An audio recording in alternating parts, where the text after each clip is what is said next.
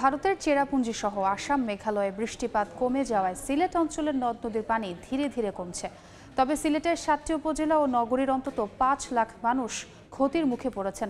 এই মুহূর্তে কাজীর বাজার এলাকায় আছেন সহকর্মী ইকরামুল কবির। সরাসরি যাচ্ছি তার কাছে। আমি এই মুহূর্তে আছি সিলেট বিভাগের সবচাইতে বড় পশুর হাট কাজীর বাজার হাটে, এবং এই কাজীর বাজার হাটটা দেখতে পাচ্ছেন পিছনে পুরো পানিতে ভর্তি হয়ে গিয়েছে। আর মাত্র ১৩-১৪ দিন পরেই কোরবানি ঈদ। এই ঈদুল আজহার আগে যে ঈদটি জমে থাকে বা পশুর হাট জমে থাকে, এই সময়টিতে আস্তে আস্তে বিভিন্ন জায়গা থেকে, দেশের বিভিন্ন জায়গা থেকে খামারিরা তাদের পশু নিয়ে এই হাটে আসতে থাকে ১৪-১৫ দিন আগে।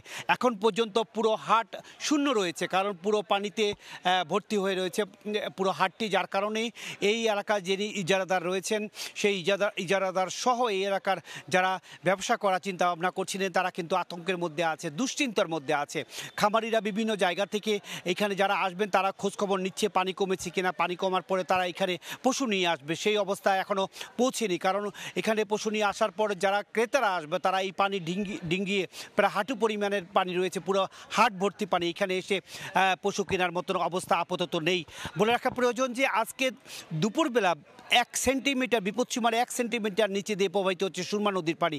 এর আগ পর্যন্ত ৩ দিন সুরমা নদীর পানি বিপদসীমার উপর দিয়ে প্রবাহিত হচ্ছে। কানাইঘাটে এই মুহূর্তে সুরমা প্রায় ৭০ সেন্টিমিটার উপর দিয়ে প্রবাহিত হচ্ছে। অন্যদিকে কুশিয়ারা নদী ২টি পয়েন্টে ১০০ সেন্টিমিটার উপর দিয়ে প্রবাহিত হচ্ছে।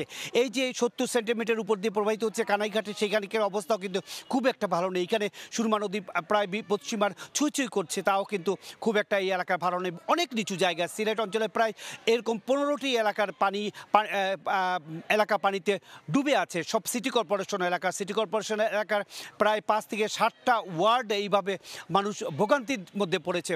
এবং সব কিছু মিলে যদি বলি ৭টি উপজেলা এবং সিটি কর্পোরেশন মিলে প্রায় ৫ লাখ মানুষ কম বেশি প্রত্যক্ষ এবং পরোক্ষভাবে ক্ষতির মধ্যে পড়েছে। এই ক্ষতি পুষিয়ে উঠতে কিছু সময় লাগবে, কারণ প্রচুর অবকাঠামো নষ্ট হয়েছে পানির তোরে।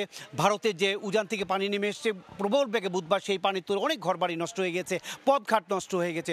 সব কিছু মিলে এই অবস্থা থেকে উত্তরণের জন্য আর বেশ কিছুদিন সময় লাগবে। এ ছিল সিলেটে যে হঠাৎ করে আকস্মিক বন্যায় বিভিন্ন জায়গায় পানি জমে গিয়েছে এবং পানি উঠছে তার সবশেষ খবর। সরাসরি যুক্ত ছিলাম সিলেটের কাজীর বাজার এলাকায়।